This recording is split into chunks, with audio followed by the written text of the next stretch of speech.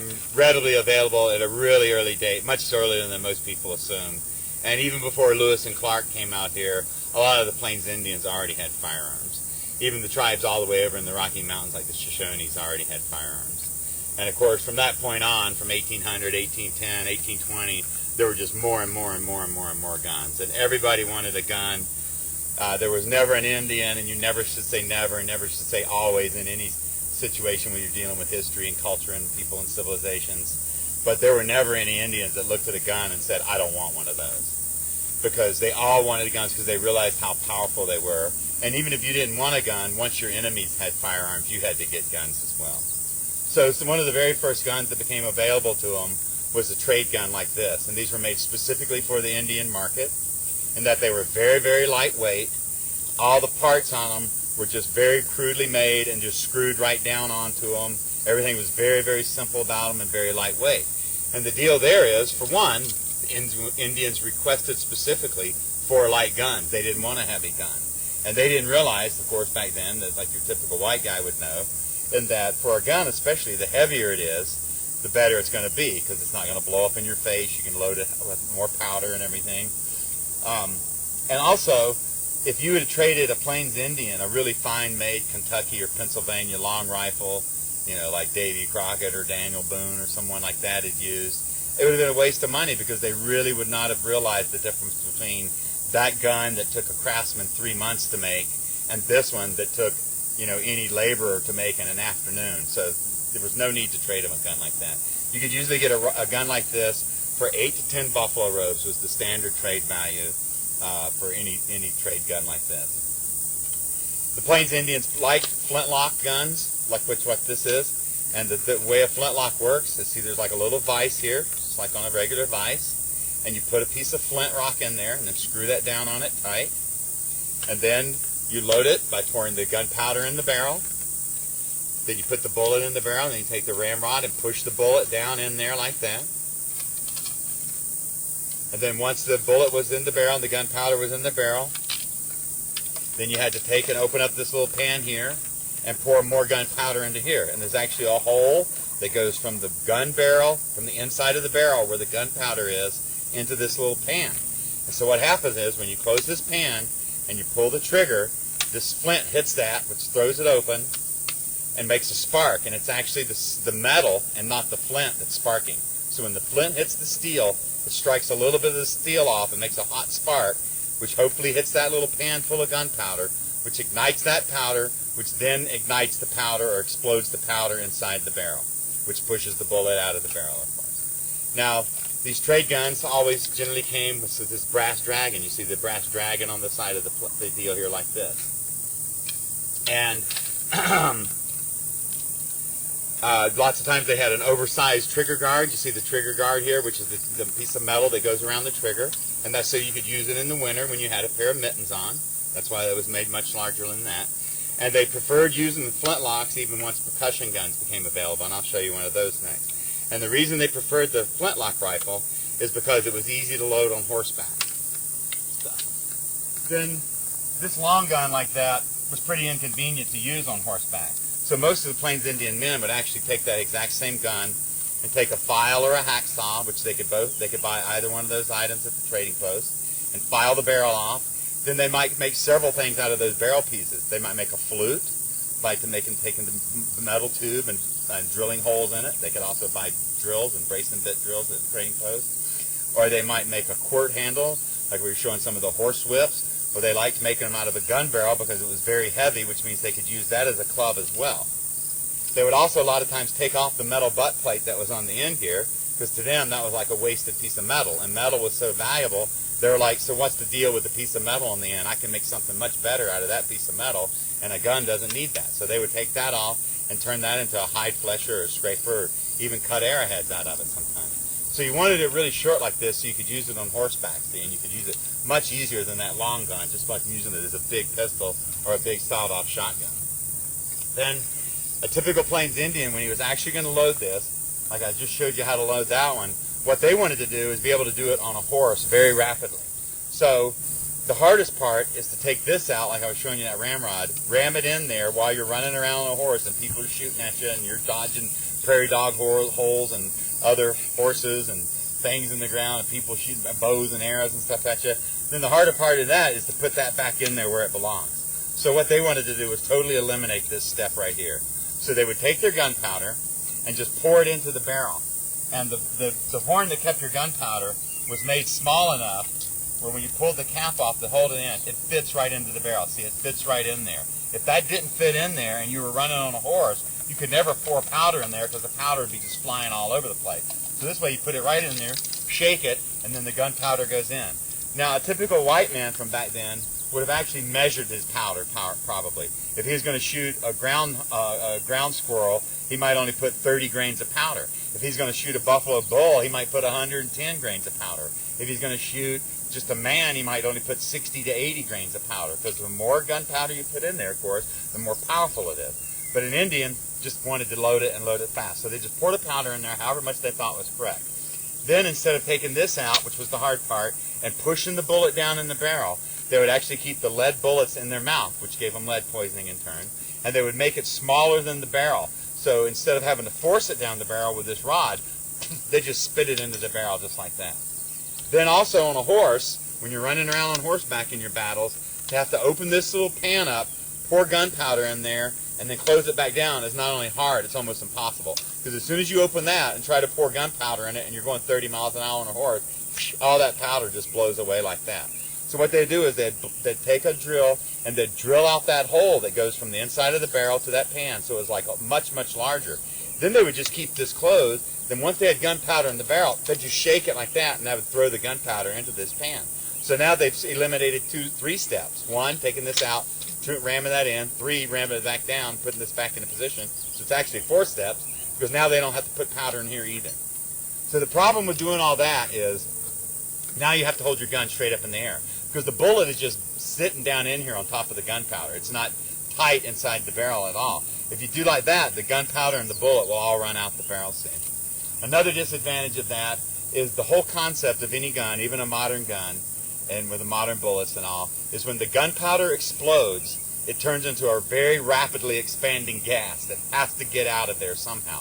And that's what it's doing by pushing the bullet out of the way. That's all the gunpowder is doing, is getting the bullet out of the way so it can come out of the barrel like that. When your bullet is very loose in there, like an Indian would do it, it does several things. It makes it not as powerful because it's the compression, the building up behind it, that makes the power, which it fits really tight. But when your bullet's loose and it's going out of the barrel and there's lots of gas escaping around it, instead of a loud cracking noise and a very powerful bullet, it's more of a whoosh, and the bullet and the gas is escaping all around the bullet as the bullet's going out too, so there's not near as much compression. Also, the whole theory behind even a modern gun is the straighter the barrel and the tighter the bullet fits, the straighter that bullet is going to continue to go when it exits the barrel. But now, since your bullet is smaller than your barrel, it's just bouncing its way outside of that barrel. It's literally going out of the barrel like ding, ding, ding, ding, ding, ding, ding, bouncing all the way out of there. And of course, it's very fast, like any bullet, but all of that is still affecting the overall performance of the bullet when it leaves the barrel. So it'll just go whichever direction that last ding goes. So a lot of times they would just use buckshot, like a big shotgun in these. And there again, they'd have a whole mouthful of buckshot. They just spit a bunch of them in there and do it down like that. But a gun like this, it's only accurate for like 20 or 30 yards, but that's all they wanted it to be, because they weren't going to shoot anybody at far away anyway. And several Indian accounts I've read from the old days said that the reason they wanted to shoot people up close is because they wanted to see that look on your face when they knew that they were going to get you. That was what they wanted to see. There's no fun to shoot anybody 300 or 400 yards away. You don't get to see that look on their face. But they went to the percussion cap and the flintlocks. The percussion cap, everything is loaded exactly the same, but you can see there's this little metal thing that they call a nipple. And you had to take a little bitty piece of copper or brass that had a little explosive in there. It's a fulminate of mercury. It's a little like gunpowder kind of. And you had to put that on there like that, then cock it and shoot it. Now, most white people preferred that because now the weather won't affect it. With this one, if it's wet and you pour your gunpowder into this pan back here, it'll get wet and it's not near as reliable. But the Indians didn't like this one because they're, again, on horseback when you're doing a lot of your fighting. This is really hard. You have to have a little pouch full of these little bitty little metal caps. You have to take one out and very carefully put it on there like that before it'll shoot. shoot. So they actually preferred the flintlock over the percussion gun.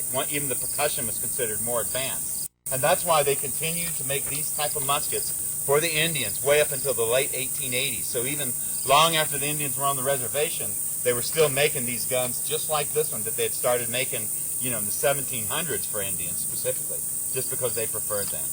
Then here's another, like a percussion rifle. See, it looks the same. You load it all the same with the ramrod and all. But again, it has the little nipple here that you have to put the little bitty cap on. Now, as an Indian, would gladly use any gun or any weapon you could get your hand on. But again, they preferred the flintlock over the percussion for that reason, that it made it so much easier to load on horseback. All these brass tacks that you'll see on a lot of the things and almost anything wooden, they generally came from France. They were manufactured by companies over there that made trunks, or that made the tacks specifically for trunks and foot lockers and furniture. But they realized very rapidly that the Indians liked them. So the same company that was making them for a trunk manufacturing company might make a run of several 100,000, specifically knowing these are going to eventually end up in the United States and be traded to American Indians somewhere along the line. Then any rifle you had, it might have a case for it that you could wear on your back. And when you wore it on your back, they wore it just like the bow and arrow, with the butt up in the air and then coming off of your left shoulder like this. So it's coming up off of your back like that. Then you could take it out very easily just by dropping it and pulling it out of there. But this is a Henry rifle, which is like one of the first repeaters they started getting. And it's actually not a very powerful weapon at all. It looks like a big bad gun and very powerful, but it's only a pistol cartridge. It's only a 44 caliber pistol cartridge. It generally only had 25 grains of powder, so that's not very much powder at all. You can shoot it very fast, and it's very accurate for 50, 60, 70 yards, but much beyond that, it was worthless. And they would never hunt buffalo with these, like I mentioned earlier, not only because the ammunition was expensive, but just because you can't kill a buffalo with one of these guns. Even though Kevin Costner did in Dances with Wolves at 500 yards, and Robert Duvall and Lonesome Dove killed a Kiowa Renegade at 1,000 yards, but I always tell people the only way to kill anything at 1,000 yards with this gun is to shoot it, watch the bullet go about 90 yards and nose into the ground, dig it up, reload it, put it in a whole new casing again, shoot it by 8 or 9 more times, and you'll get it 1,000 yards. Otherwise, it's not going 1,000 yards. Then what happened is after the Henry Company made these, and they sold them out. They sold out to Winchester. And the problem with the Henry rifle is you see the bullets here, they go in this magazine here, and it's totally exposed. You can see the spring in there. And so the problem with that is any dirt, grit, dust, or anything is also going to get next to your ammunition, which is something you definitely don't want. It's going to make your gun jam. So when Winchester bought them out, which is still in business today, Winchester, they closed up that loading tube. You can see here's where the bullets are kept in this bottom tube underneath here like this. And now you just load it through the side here like that. But there again, this is a very short range gun. It's not very powerful at all, but it's very effective against humans at 40, 50, 60 yards. Now, the Plains Indians loved pistols, and there were lots and lots and lots of pistols used. I mean, you wouldn't believe how many pistols the Plains Indians used.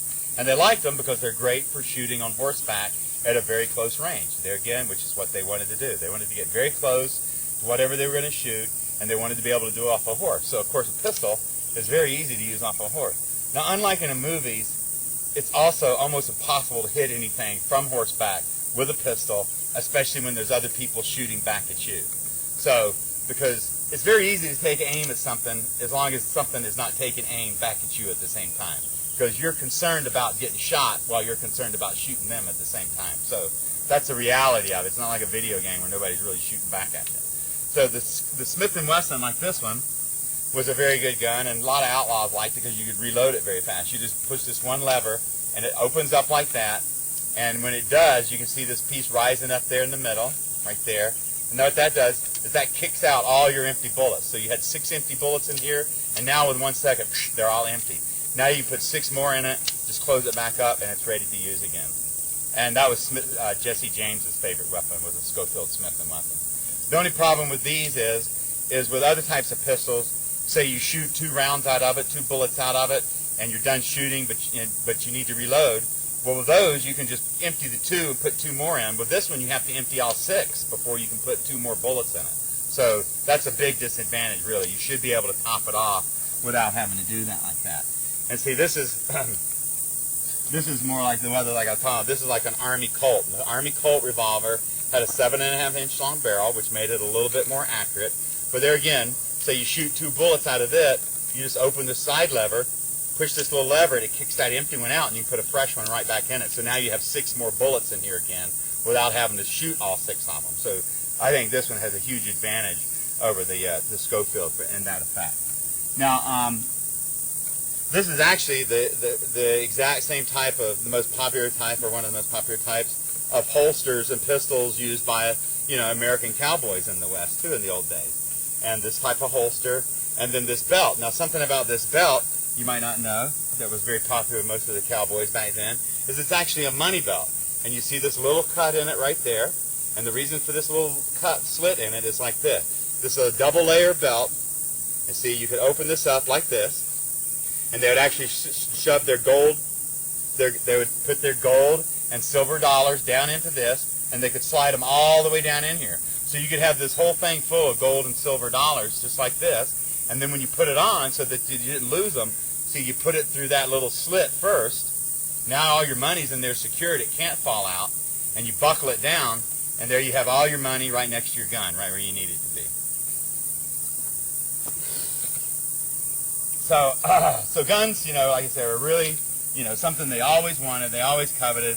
Every man had one if they could possibly get one, at all. So, then, of course, there were lots of other weapons, and I was showing you some of the other further. Another one that was very popular is the pipe tomahawk. Now, the tomahawks were totally invented by whites. This pipe tomahawk like this. Indians could never make a tomahawk, a metal tomahawk before.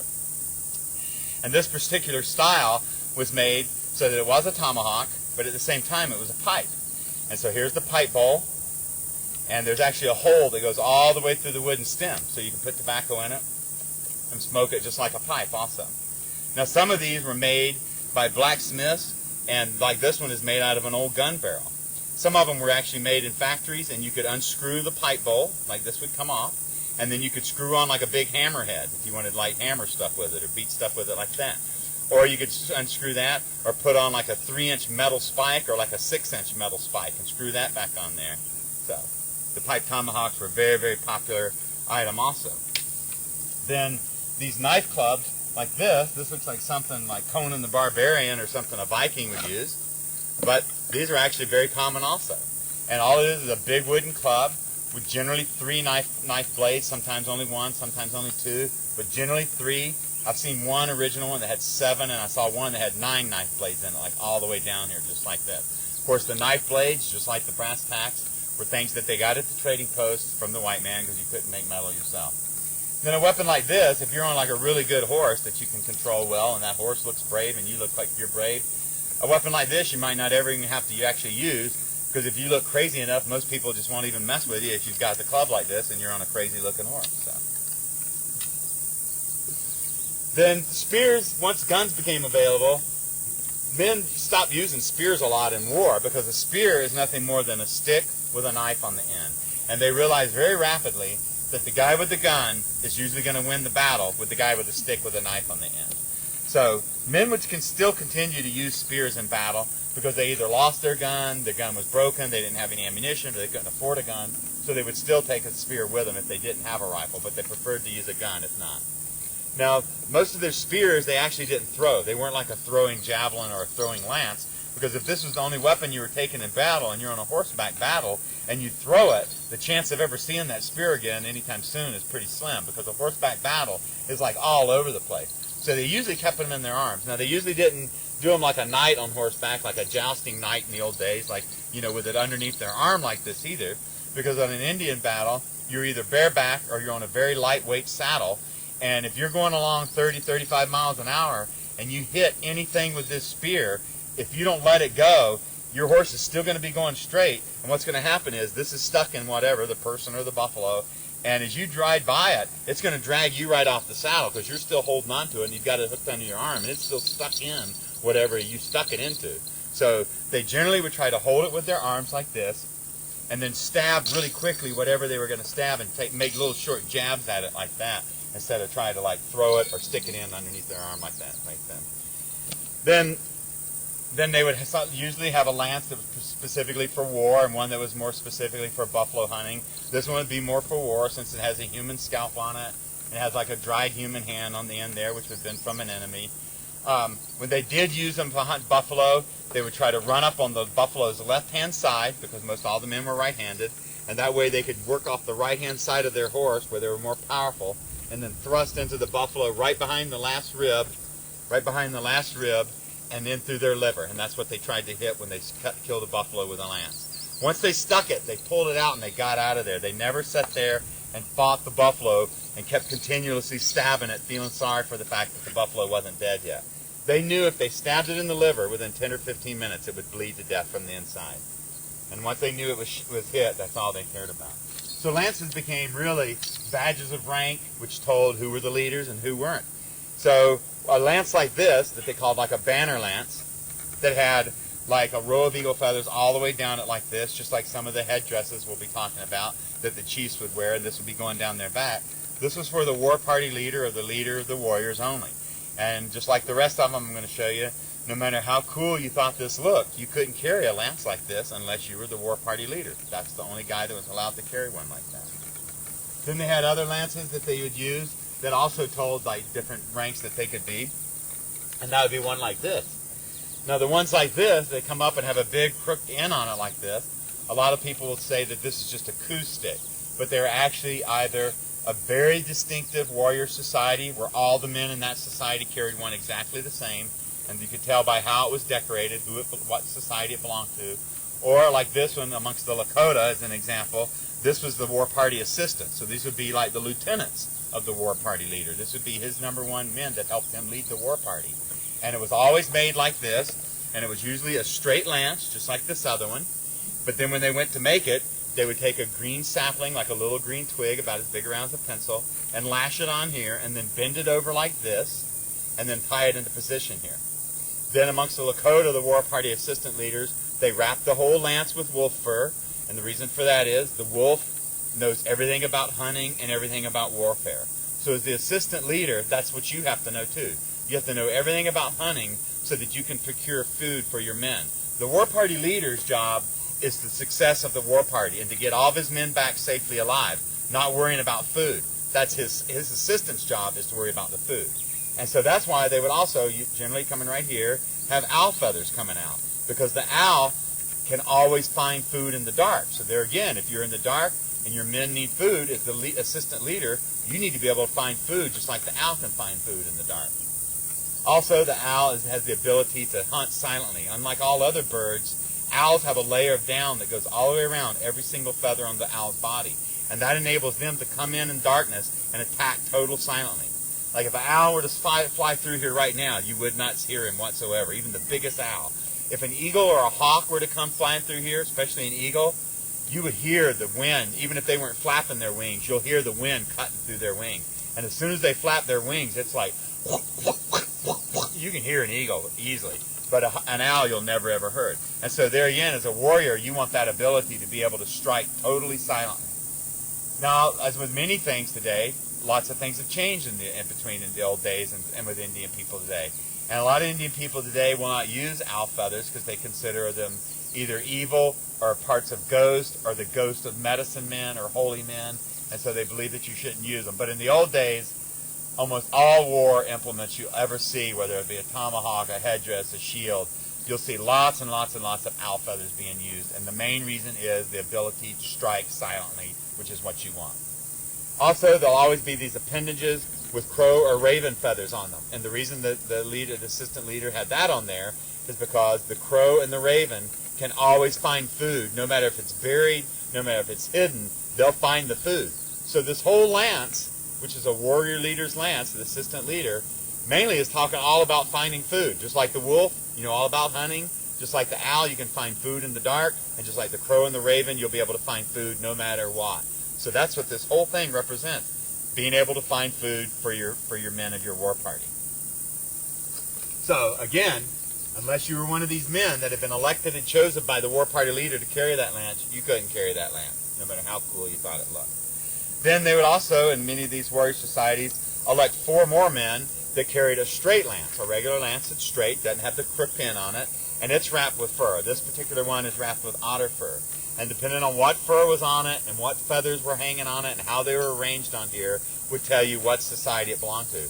But these men were like the equivalent of a modern-day second lieutenant. So in the modern-day army or a military organization, you'll have a captain, like the war party leader.